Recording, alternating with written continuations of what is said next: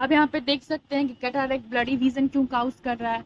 एक क्लाउडी क्या होता है, ओपासिटी क्या होता है, मैं समझा दें। क्लाउडी जो है लेंस के ऊपर जो है एक थीन मेम्ब्रेन बन जाती है जो कि लाइट्स को पास होने नहीं देती, और कह रहा है कि लेंस में डेवलप होता है और इसका जो डिग्री है वो स्लाइटली थोड़ा सा डिफरेंट होता है, कि पहले क्या होता है कि थोड़ा थोड़ा ओपेक होता है, फिर कंप्लीटली लेंस जो है ओपासिटी काउज करने लगता है, जिसकी वजह से लाइट में जो है पासेज होने में ऑब्स्ट्रक्शन क्रिएट करती है।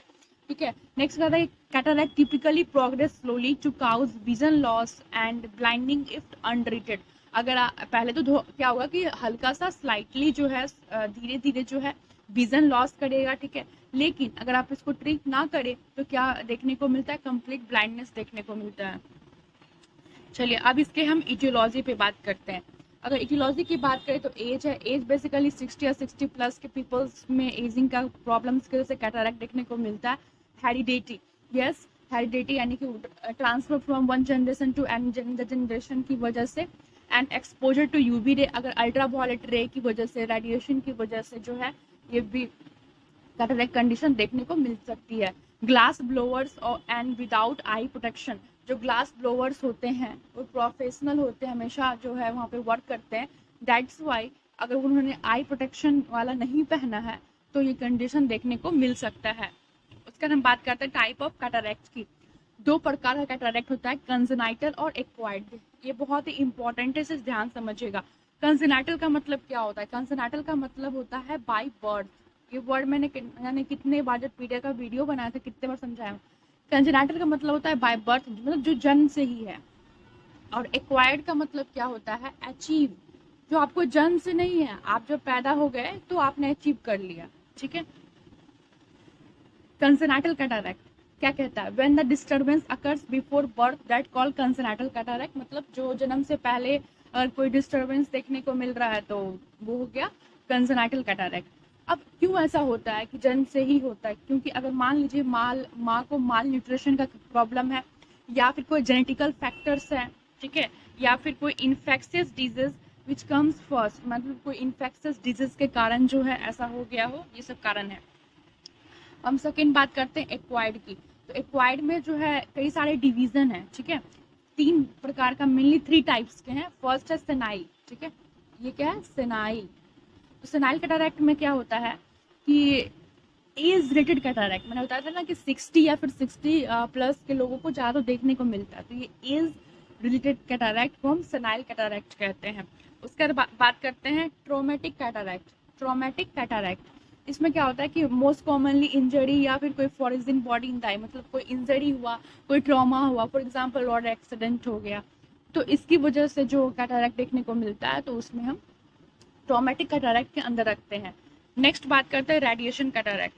कहता है कि exposure to almost all types of cataract by causing damage to the lens if may result from exposure heat rays and UV raise.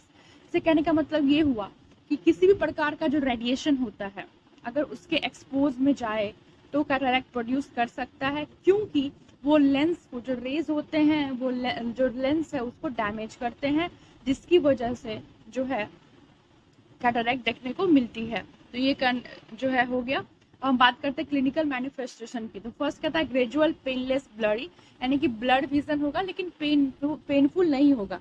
Loss of vision due to the lens opacity, यानी कि vision loss होने लगेगा, यानी कि देखने में जो है वो प्रॉब्लम होने लगेगी, धुंधला दिखेगा, है ना, क्योंकि लेंस जो है ओपेक हो चुका है इसीलिए।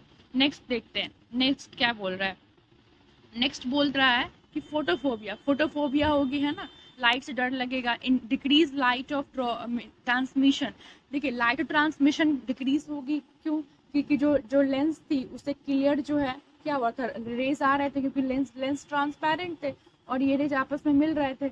बट क्योंकि इस लेंस के ऊपर एक मेम्ब्रेन लग चुका है, ठीक है, जो इसको ओपेक बना चुका है, मतलब लाइट रेज को ऐसा नहीं होता है कि एक ही बार में ओपेक होता है, ये ग्रेजुअल प्रोसेस होता है, थोड़ा थोड़ा धीरे धीरे धीरे धीरे स्लोली स्लोली होने लगता है, ठीक है, तो ओपेक की वजह से। नेक्स्ट बात करते हैं डायग्नोस्टिक इवैल्यूएशन की। फर्स्ट है history collection, physical examination. Physical examination में जैसे कि मैंने आपको डायग्राम में दिखाया था कि जो उसका पुपिल था वो ब्लैक ना होकर एक क्लाउडी बन अपीयरेंस हो चुका था। What is the retinoscopy, retinoscopy जो है फर्स्ट ऑफ ऑल ये देखते हैं, देखिए स्कोपी का मतलब क्या होता है, विजुअलाइजेशन, विजुअलाइज करना, और रेटिनो का मतलब रेटिना, यानी कि हम क्या करते हैं, रेटिना को विजुअलाइज करते हैं। क्यों विजुअलाइज करते हैं, क्योंकि जो लेंस होती है वहाँ से जो लाइट आती है वो फाइनली कहाँ पे मीट होती है, वो रेटिना पे मीट होती है, क्योंकि रेटिना ही इमेज का फॉर्मेशन करता है हमारी आंखों में, that's why we visualize the retina. And ophthalmoscope, scope means visualization, ophthalmo means related to eye, eye का विजुअलाइजेशन करना। उसके बाद बात करते हैं सैनल्स एक्वेटी टेस्ट, ये क्या होता है। बेसिकली जब आप एक आई एग्जामिनेशन में गए होगे कभी, तो देखा होगा कि एक चार्ट होता है, ठीक है, उस चार्ट में क्या होता है, इसका उस चार्ट का नाम होता है स्नेलन चार्ट। एक चार्ट होता है, उसमें अल्फाबेट्स के अलग अलग साइज होते हैं, ठीक है, डॉक्टर्स आपको बोलते हैं देखने के लिए, और उसके अकॉर्डिंग फिर आपको पावर डिसाइड करते हैं, तो इसी को कहते हैं सैलेंस एक्वेटेड टेस्ट, स्लिट लैम्प एग्जामिनेशन, ठीक है, by the instrument 3.1 models of the eye, फिर फंडस फोटोग्राफी भी देखेंगे, ठीक है, ये सब जो है डायग्नोसिस हो गया। नेक्स्ट बात करते हैं pathophysiology of cataract. Pathophysiology of cataract की बात करें तो ड्यू टू इटियोलॉजिकल फैक्टर, हम जो इटियोलॉजिकल फैक्टर ले रहे हैं यहाँ पे एजिंग ले रहे हैं, ठीक है, तो क्या होता है कि एजिंग के कारण decrease aqueous humour secretion. Aqueous humour secretion को कौन सिक्रीट करता है, एक्वस ह्यूमर सिक्रेशन जो है वो एक प्रकार का फ्लूइड होता है, ठीक है, जो सिलियरी बॉडी से सिक्रीट आउट होता है, उसका सिक्रेशन जो है वो डिक्रीज हो जाता है, दैट्स वाई क्लाउडी लेंस देखने को मिलती है, उस सिक्रेशन की वजह से क्लाउडी डिक्रीज सिक्रेशन हो रहा है ना, दैट्स वाई क्लाउडी लेंस देखने को मिलती है, और क्लाउडी लेंस होगा तो ब्लडी विजन होगा, और finally it leads to cataract.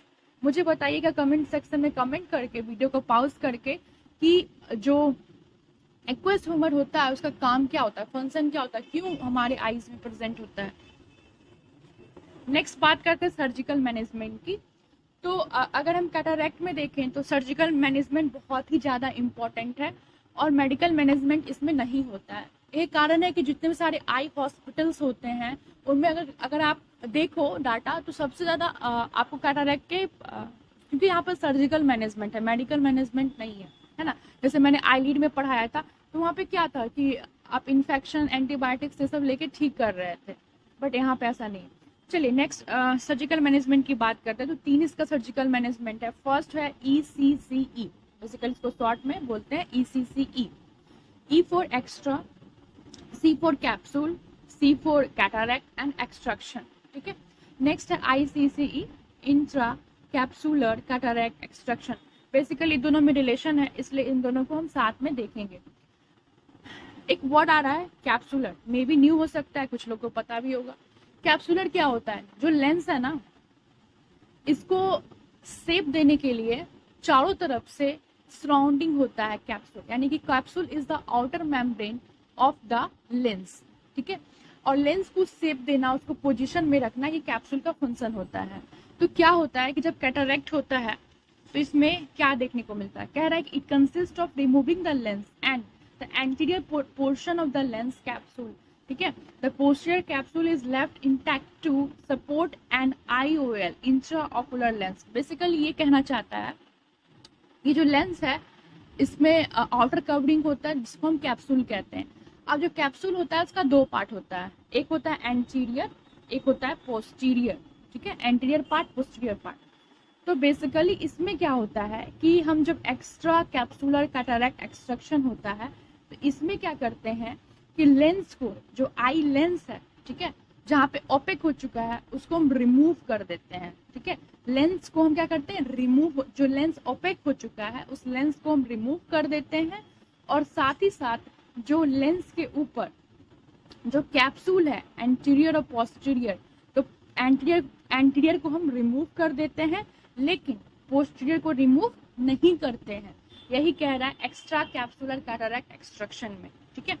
Next देखते हैं, नेक्स्ट में क्या बोलता है, intra capsular cataract extraction. In ECCE instrument are used to remove the entire lens and capsule. इसमें लेंस को तो रिमूव कर ही रहे हैं, और कैप्सूल जो कि एंटीरियर और पोस्टीरियर दोनों पार्ट को हम साथ में रिमूव करते हैं, यानी कंप्लीट लेंस और कंप्लीट कैप्सूल का रिमूवल होता है। नेक्स्ट बात करते हैं इंट्राओकुलर लेंस ट्रांसप्लांटेशन। ऑकुलर का मतलब होता है रिलेटेड टू आई। इसमें क्या कह रहा है, after the removal of the cataract and intraocular lens is implanted into the eye through a small incision, है ना, which stay in the eye permanently. Basically कह रहा है कि जब कैटरैक्ट होता है, ठीक है, तो इंट्राऑकुलर जो लेंस होती है उसको हम इम्प्लांट करते हैं आई में। कैसे, तो एक स्मॉल इंसिजन करके, ताकि वो हमेशा परमानेंट जो है आंखों में रह सके। बेसिकली जैसे कि कम्प्लीटली अगर लेंस को हम रिमूव कर रहे हैं तो कैसे वो देखेगा पर्सन, क्योंकि लेंस तो बहुत ज़्यादा जरूरी है। तो क्या होता है, आर्टिफिशियल लेंस बनाया जाता है, उस आर्टिफिशियल लेंस को आंखों में इम्प्लांट कर दिया जाता है। तो आई होप आपको ये वीडियो अच्छा लगा होगा। अच्छा लगा है तो चैनल को सब्सक्राइब कीजिए और लाइक कीजिए, और साथ ही साथ एमएसएन के सारे टॉपिक्स थर्ड ईयर के आप देख सकते हैं, साथ में पीडिया के देख सकते हैं। तो सारी वीडियो